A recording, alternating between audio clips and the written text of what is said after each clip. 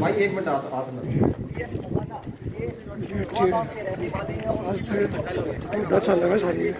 Cash transactions हुई हैं, इनके खातों में बैंक डिटेल्स हम एकत्रित कर रहे हैं, इनके खातों में पैसे भी पहुंचाए गए हैं विदेशों से, और वो सारी डिटेल्स हम एकत्रित कर रहे हैं।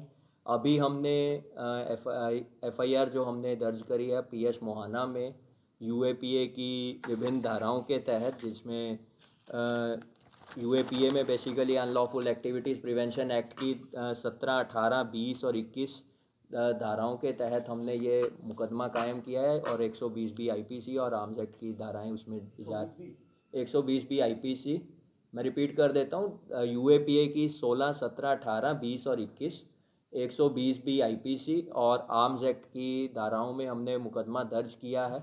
हमारी बातचीत के दौरान हमारी टीम अभी भी रेड कर रही है, हमें उम्मीद है कि हमें कुछ और लोग भी इसमें उनके नाम सामने आए हैं और उनसे भी कुछ वेपन्स रिकवर होने की उम्मीद है। और देखिए, जो इसमें 4 मेन टेररिस्ट जिनके ये संपर्क में थे, उनमें लखवीर सिंह रोड जो इंटरनेशनल सिख यूथ फेडरेशन से जुड़ा हुआ है, वो पाकिस्तान बेस्ड है। जो गुरजंट सिंह है वो ऑस्ट्रेलिया बेस्ड है। हरिंदर सिंह निजर कनाडा बेस्ड है, और अर्शदीप सिंह डाला ये भी कनाडा बेस्ड है। सर कितना पैसा ये ट्रांजैक्शन हुआ है?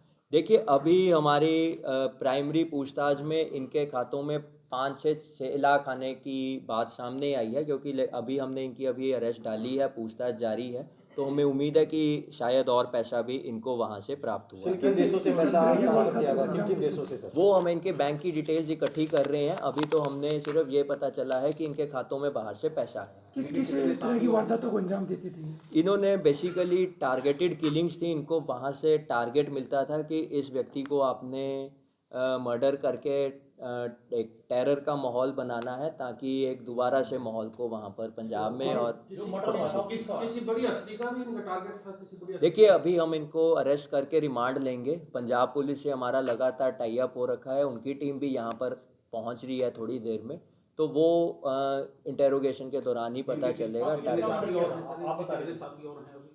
अभी हमने एक और को आइडेंटिफाई किया है जिसके लिए हमारी टीम गई हुई है। ये बेसिकली 2 संगठन हैं, खालिस्तान टाइगर फोर्स और इंटरनेशनल सिख यूथ फेडरेशन। इन दो पंजाब में ही था सर? इनका अभी तक जो सामने आया है वो पंजाब ही मेन टारगेट पे आया है, लेकिन इसको क्योंकि हरियाणा से जुड़े हुए लोग हैं, जो तीनों लड़के हैं वो सोनी। हाँ जी, कल जिसमें एसपी साहब ने आपको बताया था कि 3 मुलजिम हमने पहले ही अरेस्ट कर रखे हैं, सागर, सुनील और जतिन, उसमें हमने इनका चौथा साथी सुरेंद्र उर्फ सोनू सन ऑफ राजेंद्र राजपुर गांव का है, जिसको हमने कल रात को अरेस्ट कर लिया है, जो इन्हीं का साथी था। क्या क्या बरामद किया? इससे हमने एक पिस्टल 32 बोर और एक पिस्टल 30 बोर और इनमें 3-3 राउंड थे दोनों में, वो हमने इससे रिकवर किया। सर प्राथमिक जांच में कुछ बताया इसने? सर प्राथमिक जांच में ये इनका साथी है और इन्होंने इसका नाम लिया था, और इसके पास से 2 पिस्टल भी बरामद हुई हैं, और आज इनको कोर्ट में पेश किया जाएगा, जिसमें हम इसको इनका 10 दिन का रिमांड मांग रहे हैं। सर अभी तक शुरुआती पूछताछ में क्या निकल कर सामने आया है? किन संगठन से ये ताल्लुकात रखते हैं?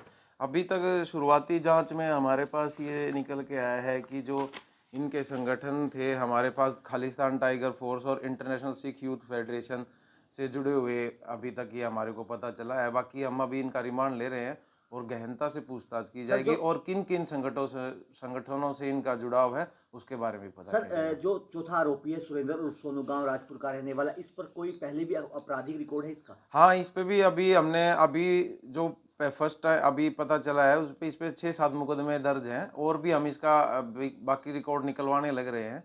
सर ये बताया जा रहा है कि जो सुरेंद्र उर्फ सोनू है, इसने सोनीपत के अंदर जेल ब्रेक कांड में भी अहम भूमिका निभाई थी, क्या उस पहलू पर भी जांच की जा रही है? हाँ, उस पहलू पे भी जांच की जाएगी, और भी इनके कोई मुकदमे सामने आएंगे उन पे भी जांच की जाएगी, और अभी 10 दिन का रिमांड हम ले रहे हैं, तो उसमें जितनी भी सारी बातें सामने आएंगी वो बाद में खुलासा किया जाएगा।